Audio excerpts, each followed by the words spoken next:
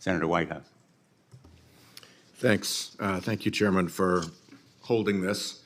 We got so many witnesses here that it's going to be hard to ask a question and get through all 7, let alone ask a bunch of questions and get through all 7. So what I think I'll do is mention 3 concerns that I have that you all are welcome to respond to in writing. We take questions for the record here, and your answers become a part of the record of the proceedings. So the first concern is helping student athletes avoid unfair contracts where they get like locked in for too long or get locked into contracts that have huge, management and other fees, so forth. Who's in charge of protecting student athletes when there's so much pressure and money involved, and they're not exactly experts in the art of contract negotiations? So that's 1. 2 is the NIL will naturally take pretty good care of the star, high-value student athletes. And the question is, when this flood of money opens up, how much should we be looking at the non-star teammates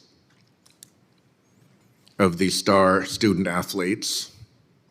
How much should we be looking at the non-remunerative teams, in addition to the teams that make enormous amounts of money?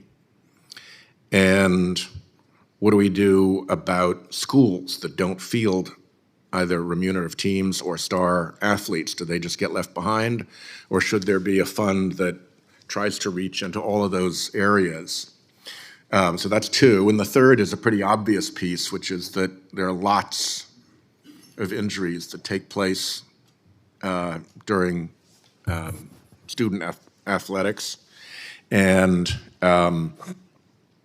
how we manage those injuries out into the future. It would seem to me that if loads of money is flooding in, one good thing to have it flood into would be a fund that can make sure that athletes get their health care covered for injuries that are traced back to their collegiate sports careers, even if the manifestation comes later. We do this with veterans all the time. You have an exposure during your service in a foreign country, 20 years later, something manifests, you look back, and the VA provides the coverage, something along those lines. Those are the thoughts that come to mind for me, and if you have any helpful advice on that, I'd be grateful to have each of you take a moment to share your thoughts in writing on those 3. And with that, Chairman, thank you very much. Thanks, Senator Whitehouse. Senator Grassley.